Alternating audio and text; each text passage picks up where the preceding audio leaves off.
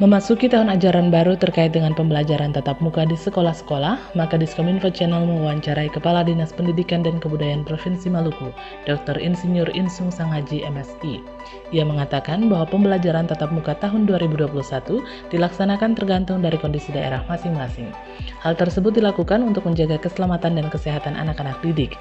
Untuk saat ini, pemerintah daerah akan mendata satuan pendidikan yang layak untuk melakukan pembelajaran tatap muka, karena harus tetap menerapkan protokol kesehatan yang ketat dan melakukan koordinasi dengan Satuan Tugas COVID-19 dan Puskesmas setempat.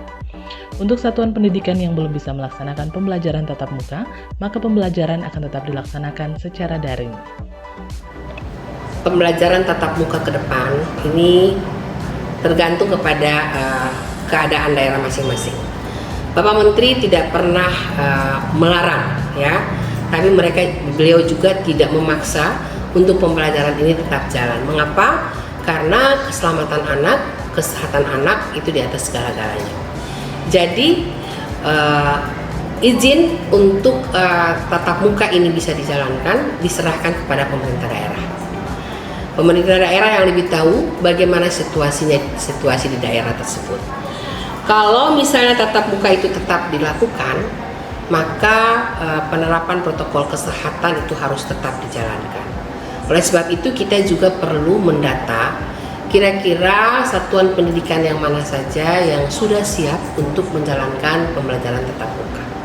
Karena tentu saja pada waktu tatap muka itu berjalan, protokol kesehatan, kesiapan satuan pendidikan, di mana bagaimana pengaturan dalam kelasnya, apakah hand sanitizer-nya sudah siap, bagaimana kebersihan daripada satuan pendidikan itu sendiri, toiletnya, kemudian wastafel-nya, jarak dalam ruangan, apakah jarak satu kursi dan kursi yang lain itu 1,5 meter itu sudah diatur atau belum.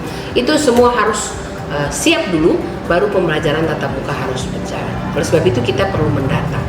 Di Maluku sepanjang ini mulai dari Januari saya masih mendata, mulai kita masuk tahun baru saya masih mendata, dan saya tahu sendiri bahwa di tempat-tempat tertentu ada wilayah-wilayah tertentu yang memang tatap muka bisa dijalankan karena di situ hijau, ya.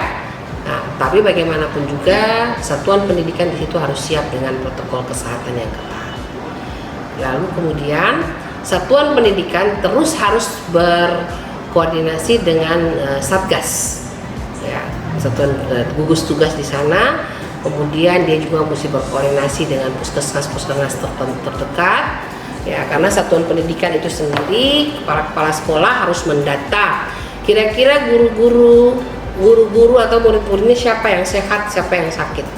Karena yang punya komorbid tidak boleh sekolah, ya, tidak boleh masuk sekolah. Jadi artinya bahwa tatap muka itu sifatnya situasional, ya. Jadi tergantung situasi. Kalau misalnya di situ tren epidemiologinya setempat itu tinggi, kemudian orang tua tidak kasih izin, maka tidak bisa tatap muka. Begitu, ya. Jadi Pak Menteri mengizinkan, tapi tidak mewajibkan. Artinya tidak wajib seorang anak harus ke sekolah. Kalau dia sakit tidak boleh ke sekolah. Seperti ini. Jadi kalau sepanjang kita tidak bisa tatap muka, pembelajaran tetap kita lakukan secara daring. Seperti itu. Daring, tentunya tahun ini, tahun kemarin itu merupakan pembelajaran buat kita semua. Tahun kemarin itu banyak penuh dengan kekurangan, di mana kurang pengawasannya kurang. Tahun ini kita akan awasi betul-betul bahwa pembelajaran daring itu betul-betul harus berjalan. Kemarin kita sudah punya website yang di-launching oleh Pak Gubernur, dan dalam tahun 2021 ini kita akan betul-betul memaksimalkan pemanfaatan. Jadi kita menggunakan Microsoft 365 itu untuk semua satuan pendidikan di Provinsi Maluku menggunakannya untuk pembelajaran daring. Ya.